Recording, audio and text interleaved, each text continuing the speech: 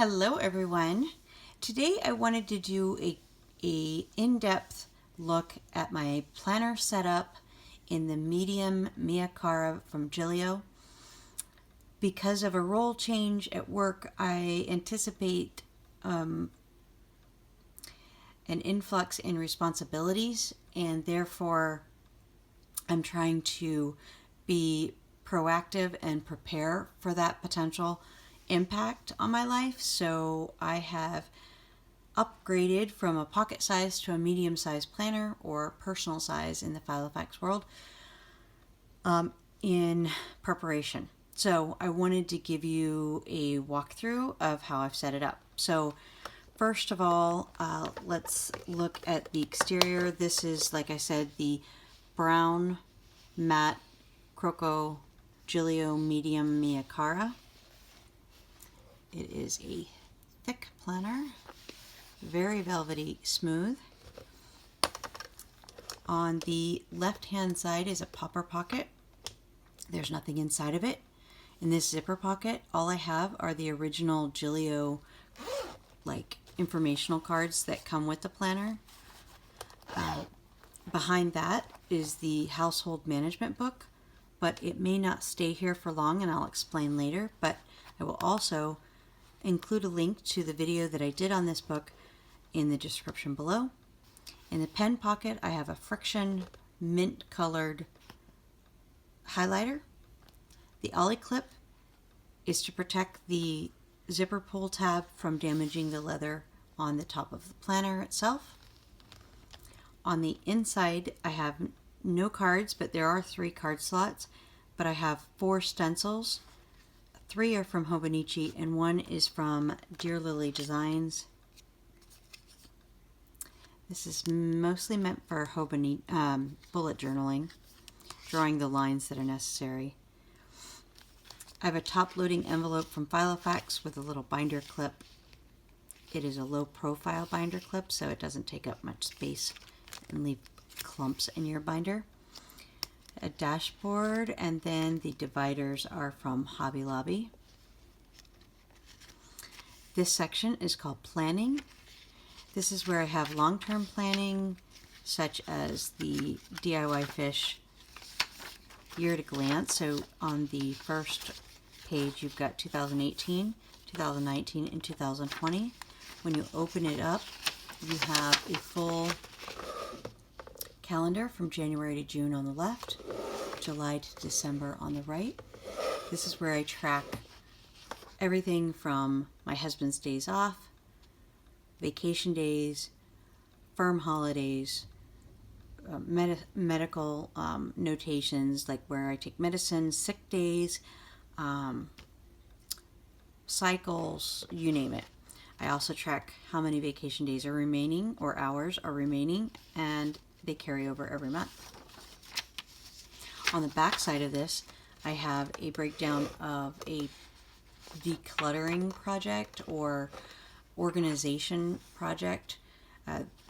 What I'm supposed to focus on the particular week is listed on each of the monthly areas. I did have to add a couple of lines to account for 5 weeks in a month. The next section is called calendar. This is where I have DIYFish version 2.2 inserts. February and March are not filled in. I will probably backdate those, but and I did not buy this until February, so I don't have a January calendar. But I might put in my Peanuts Planner Co. January in here, just so I have a backdated information. I started using this week in April. So I have April set up, but not for the monthly chart, but I'll show you what I'm going to use it for in May.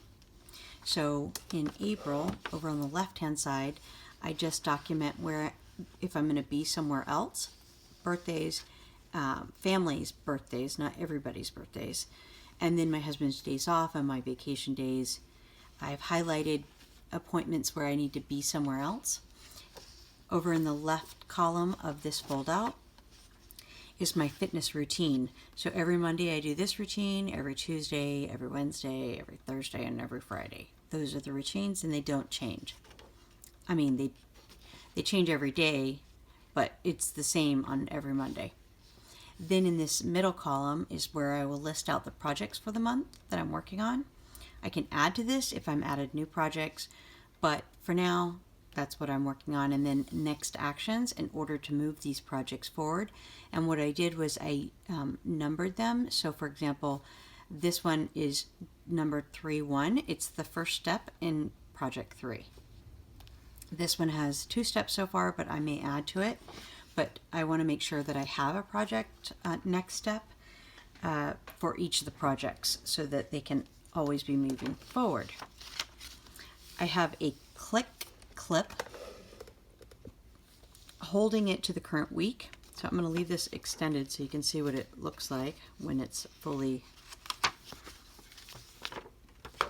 unfolded. Then we have the weekly chart. On the left hand side, I've broken out 2 extra columns. This column is for meal planning. This column is for my son's work schedule.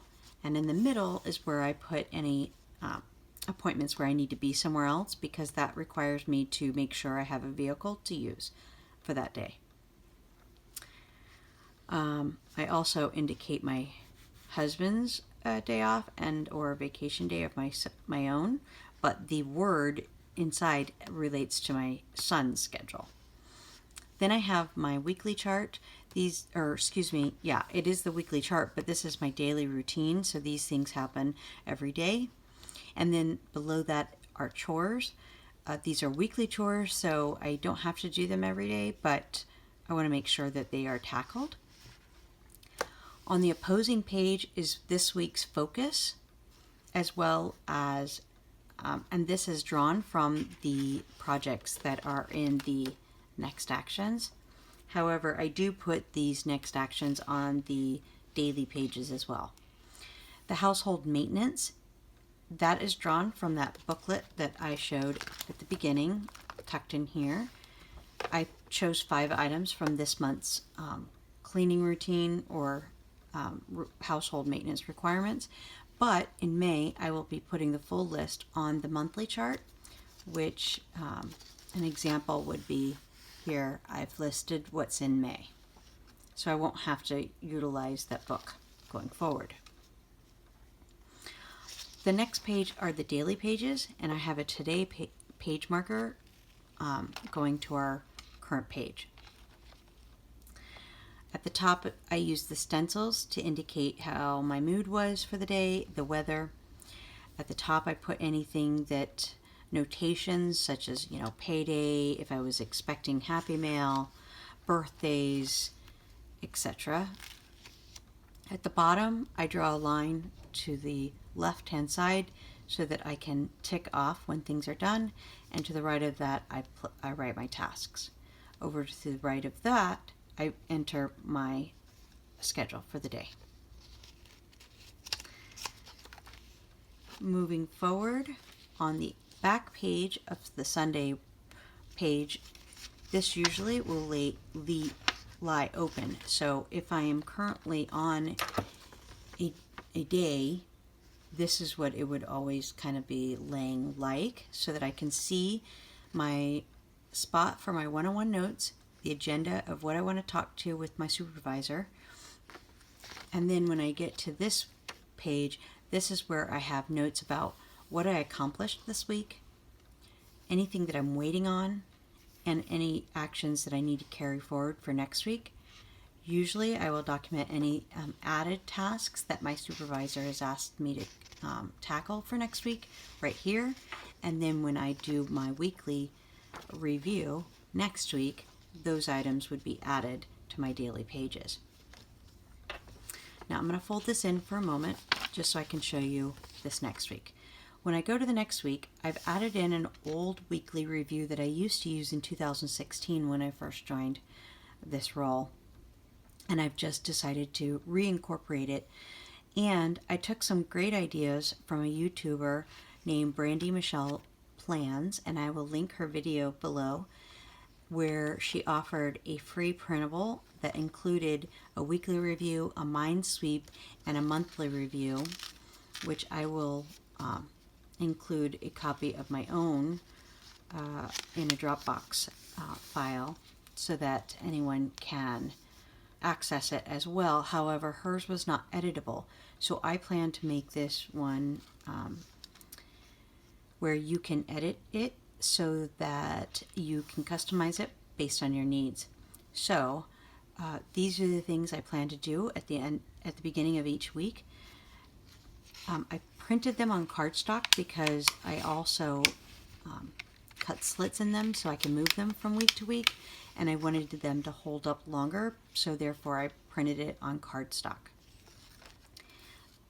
I did modify each of these pages and made them my own, so they're not exactly the same as the Brandy Michelle Plans version.